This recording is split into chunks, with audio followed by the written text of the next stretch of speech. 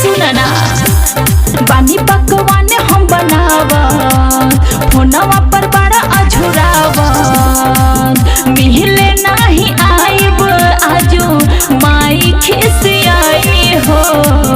मिले नहीं आइब आजू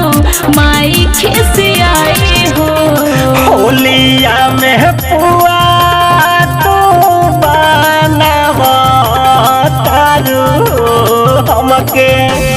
ना बोलावा तारू जिया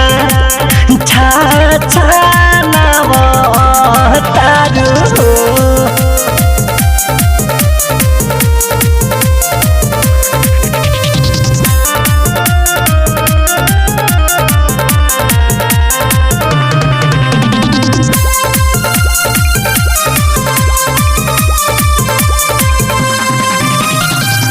दुआरा पे पापा बाड़े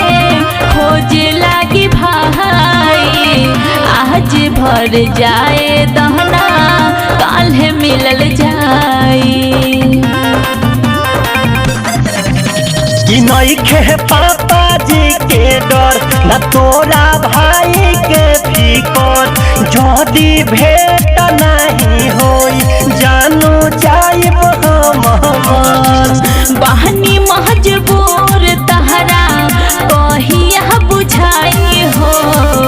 बहनी महजबूर तहरा कहिया बुझाई हो। होलिया में पुआ तू बनावा तारू हमके ना बोलावा तारू जिया छा छानावा तारू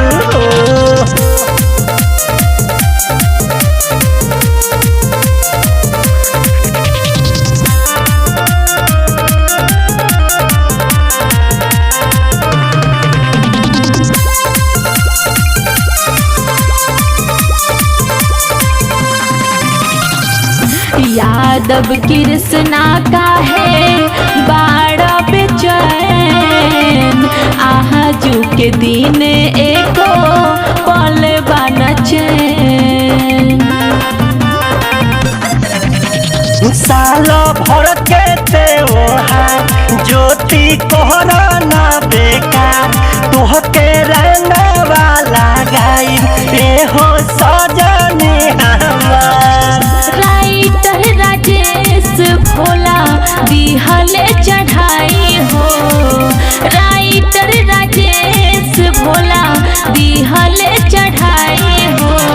होलिया में पुआ तू बनावा तारू हमके ना बोलावा तारू जिया छा